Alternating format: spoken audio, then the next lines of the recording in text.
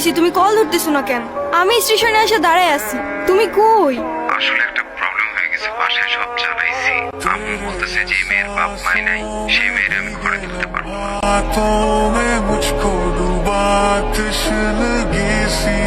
নেন, এই শহরের মানুষগুলোর জন্য কান্না করে লাভ নেই। মুখটা ধুয়ে ফেলেন, আর পারলে সাথে নিজের কষ্টগুলোও মুছে ফেলেন। বলছিলাম না, আজকাল মানুষের 2 দিনে ভালোবাসা হয়, 3 দিনে পালাই গিয়ে 4 দিনে ডিভোর্স হয়ে যায়। আপনার তো তাও ভাগ্য ভালো, আগেই কাহিনী শেষ। আমার সাথে বারবার কেন এমন হয় বলতে পারেন? আচ্ছা কি হয়েছে বলেন তো? মা বাবা হারানোর পর মামা বাড়িতেই বড় হই। আজকে জাহাঙ্গীরের লগে ওর বিয়া দিব। তোরে না একটা পোলায় ভালোবাসে, পোলাটার সাথে পালায় আসা, তোর জীবনটা নষ্ট করিস না।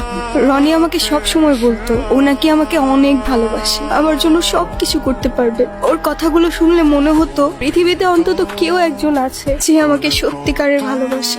আর যখন কাঁধে দায়িত্বটা পড়লো, সেই ভালোবাসা জানালা দিয়ে পালায় গেল, তাই তো?